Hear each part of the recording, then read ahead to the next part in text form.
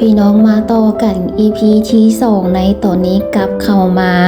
จุดที่ว่าฮอตฝั่งไทยเป็นชีเฮียบห้อยเนาะคันใดรู้สึกว่าหลายคันพอสมควรเพื่อสิย่างขึ้นไปฮอทางเทิงรู้สึกว่าหอบพอสมควรเมื่อยเหงื่อแตกพุ่นละ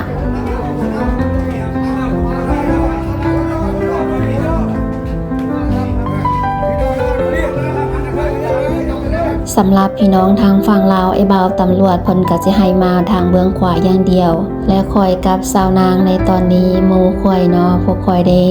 ขึ้น3ล้อไปต่ออีกแล้วก็เนาะสำหรับ3ล้อเพิ่นก็เก็บผู้ละ20 บาทพี่น้องก็บ่ได้แพงเด้เนาะถ้าว่าตีเป็นเงินกีบเท่าใดคอยบ่จักเด้อพี่น้องเด้อ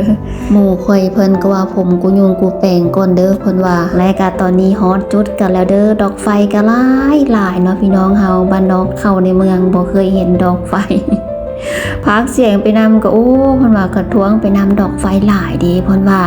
แล้วก็พี่น้องเฮาในนั่งในตอนนี้เพิ่นว่าเพิ่นเศร้าเมื่อยก่อนย่างมืดมือเพิ่นว่า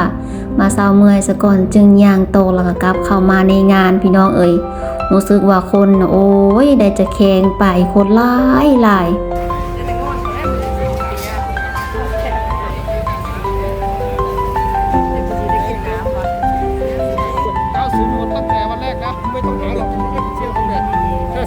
ย่างขึ้นมาฮอตนาทัศน์สิ่งแรกๆก็คือเห็นลอตเตอรี่ต้องแวะเบิ่งก่อนเพิ่นว่าต้องแม่นคิวเฮาแหละจักเทื่อเพิ่นว่าซั่นเด้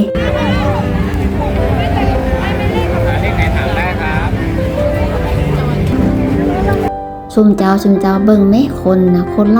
ลายที่ข่อยคิดว่าลงกันมากลางคืนคนสิบ่หลายจนได้ขี่คอขี่หลังกันก็มีเด็กน้อยแล้วพวกค่อยก็พากันย่างเลาะเบิ่งเครื่องเบิ่งของปกติเฮามาบุญต้องย่างเลาะกันซะก่อนและก็ให้ค่อยก็พากันมาย่างอ้อมพระธาตุพนมจำนวน3รอบเพื่อมาไหว้ธาตุขอพรให้อยู่ดีมีเฮงว่ากันไปขอพรอยากจะขอแบบใดก็นึกเอาในใจของแต่ละคนท่านละและคลิปนี้พอกันสำนี้ก่อน